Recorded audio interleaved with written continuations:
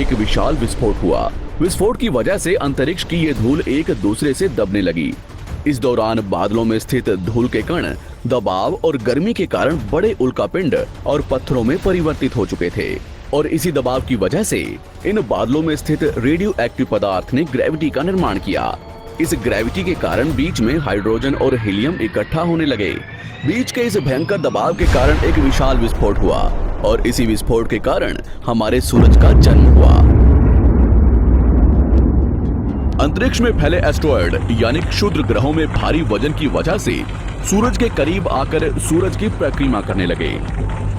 धीरे धीरे इन्हीं एस्ट्रॉयड में भारी टकराव हुआ, जिसके फलस्वरूप मरकरी, विनस, अर्थ और मार्स जैसे ग्रहों का निर्माण हुआ। वैज्ञानिकों के मुताबिक उस वक्त पृथ्वी और मार्स यानी मंगल ग्रह के बीच थिया नामक ग्रह सूरज की परिक्रमा किया करता था। पृथ्वी पर ग्रेविटी होने की वजह से सूरज की परिक्रमा करने वाले एस्ट्रॉयड अब पृथ्वी की परिक्रमा करने लगे और धीरे धीरे करोड़ों सालों तक ये पृथ्वी पर गिरते रहे। और ऐसी घटना हमारे पड़ोसी ग्रह थिया पर भी हो रही थी, जिसके कारण थिया पृथ्वी के और करीब आने लगा और आकर पृथ्वी से टकराया। इस भयंकर टकराव की वजह से पृथ्वी के हिस्से कणों के रूप में अंतरिक्ष में फैल गए और एक रिंग्स की तरह पृथ्वी की परिक्रमा करने लगे। इन्हीं परिक्रमा करते हुए कणों में टकराव होने लगा, जिसके कारण हमारे चांद का निर्माण हुआ। उस वक्त पृथ्वी पर सिर्फ एक ही समुद्र हुआ करता था और वो था 1900 डिग्री सेल्सियस की तापमान पर उबलते हुए लावे का। उबल रही थी वो सारी चीजें जिसे आज आप अलग अलग नाम से जानते हैं। वक्त के साथ साथ पृथ्वी धीरे धीरे ठंडी हो रही थी, जिसके कारण पृथ्वी के भारी तत्व जैसे धातु और रेडियो एक्टिव पदार्थ पृथ्वी के केंद्र में जाकर इकट्ठा हो गए और हल्के पदार्थ पृथ्वी की सतह पर आ गए। लाखों सालों तक पृथ्वी पर उल्कापिंडों की बरसात हुई और इन गिरते हुए उल्कापिंडों में जमा था नमक, मिनरल्स और पानी। करोड़ों सालों तक इन उल्कापिंडों की बरसात होती रही और धीरे धीरे पृथ्वी की ऊपरी सतह पानी से ढकने लगी। वैज्ञानिकों के मुताबिक यही वो वक्त था जब दूर गहरे पानी के अंदर निकलते ज्वालामुखियों से पहली बार सूक्ष्म जीवों का निर्माण हुआ। लाखों सालों बाद एक वक्त ऐसा आया जब पृथ्वी की पूरी सतह पानी से ढक चुकी थी। हमारी पृथ्वी के सबसे अंदर का कोर रेडियो एक्टिव पदार्थ से बने होने की वजह से हरदम गर्म होता रहता है, लेकिन जब भी पृथ्वी की ऊपरी जमीन ठंडी हो जाती है तब पृथ्वी के अंदर की गर्मी बाहर नहीं निकल पाती, जिसके कारण ज्वालामुखियों का निर्माण होता है। और उस वक्त कुछ ऐसा ही हुआ। पानी से ढकी हुई पृथ्वी पर हजारों की तादाद में ज्वालामुखी निकलने लगे और आने वाले लाखों सालों तक इन ज्वालामुखियों का निकलना जारी रहा, जिससे पानी के ऊपर जमीन का निर्माण हो रहा था। इस वक्त भी पृथ्वी पर वातावरण ना होने की वजह से अंतरिक्ष से उल्कापिंडों की बरसात हो रही थी। आज से लगभग 300 करोड़ साल पहले पृथ्वी पर ऐसा वक्त आया जब पृथ्वी का वातावरण लगभग स्थिर होने लगा था। ज्वालामुखी निकलने धीरे हो गए थे और पृथ्वी का एक दिन 12 घंटे का हुआ करता था। साल बीतते गए और धीरे धीरे ये सूक्ष्म जीव विकसित होते गए और समूह में रहने लगे। आज से लगभग 250 करोड़ साल पहले पहली बार पृथ्वी पर ऐसे जीवों का निर्माण हुआ जो जीने के लिए ये पानी के अंदर के मिनरल्स यानी खनिज पदार्थ और धूप का इस्तेमाल करते थे और मल त्याग के रूप में ऑक्सीजन बाहर निकालते थे। इस वक्त तक पृथ्वी पर ज्यादातर ज्वालामुखी निकलने बंद हो चुके थे और इन माइक्रोबैक्टीरियाज की वजह से वातावरण में ऑक्सीजन की मात्रा बढ़ रही थी। वातावरण में ऑक्सीजन बढ़ने की वजह से पृथ्वी का वायुमंडल बनना शुरू हुआ और आने वाले हजारों सालों तक वातावरण में ऑक्सीजन की मात्रा बढ़ती रही, जिसकी वजह से पृथ्वी के ज्यादातर हिस्सों में ये सूक्ष्म जीव फैल गए। हजारों सालों बाद एक वक्त ऐसा आया जब पृथ्वी में ज्यादा ऑक्सीजन बढ़ने के कारण ये सूक्ष्म जीव मरने शुरू हो गए। उस वक्त तक पृथ्वी का वातावरण ठंडा होने के साथ साथ ऑक्सीजन से भी भर चुका था, जिसके कारण जमीन और वातावरण में स्थित आयरन यानी लोहे के मिनरल्स पानी में स्थित ऑक्सीजन से रिएक्ट होने लगे और एक वक्त ऐसा आया जब पृथ्वी की जमीन आज के मार्स के जैसे लाल हो चुकी थी। वक्त बीतने के साथ साथ धरती की टेक्टोनिक प्लेट्स में दरार होने लगी, जिसके कारण पृथ्वी के अंदर का लावा जमीन की तरह कई लाखों सालों तक खुला उबलता रहा। और यही वो कारण था जिसके कारण पृथ्वी के वातावरण में कार्बन डाइऑक्साइड की मात्रा बहुत बढ़ गई और पृथ्वी पर एसिड की वर्षा शुरू हो गई। एसिड रेन की वजह से पृथ्वी का तापमान घटने लगा और तापमान इतना घटा कि पृथ्वी के ऊपर स्थित पानी बर्फ में परिवर्तित होने लगा। पृथ्वी पर पहली बार भयंकर आइस एज आया। इस वक्त पूरी पृथ्वी सफेद बर्फ से ढक चुकी थी।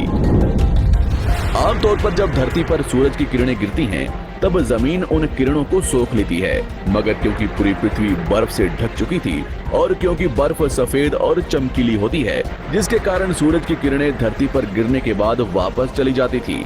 इसी कारण से पृथ्वी कई लाखों सालों तक बर्फ से ढकी रही, मगर फिर से पृथ्वी के अंदर स्थित गर्मी ज्वालामुखी के रूप में निकलना शुरू हो गई और इन ज्वालामुखियों से निकलने वाली गर्मी ने बर्फ को पिघलाना शुरू कर दिया।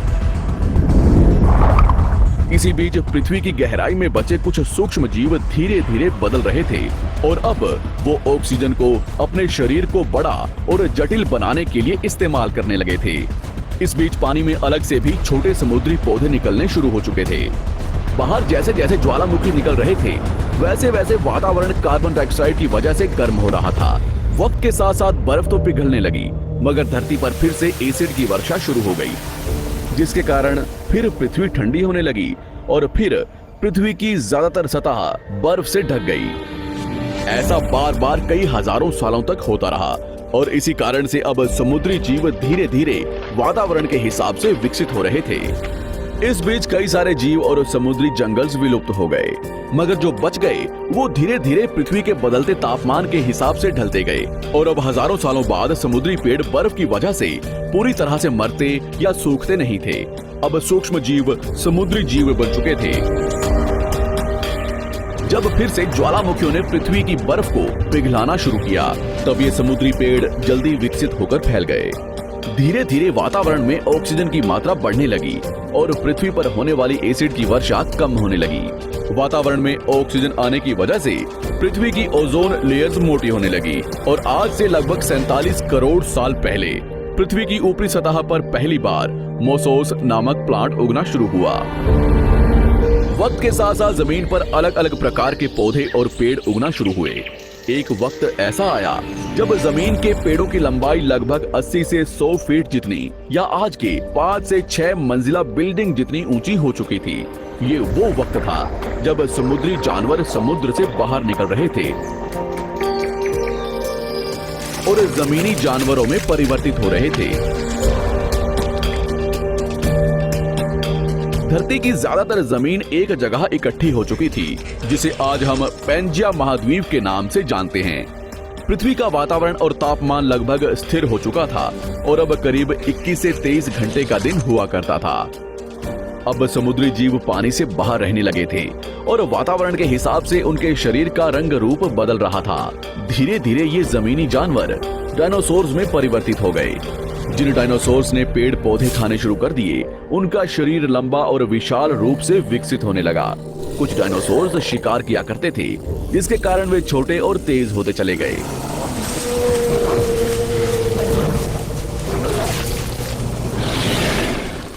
पृथ्वी की ऊपरी जमीन एक जगह इकट्ठी होने के कारण ज्यादातर जमीन रेगिस्तान और बंजर हो चुकी थी।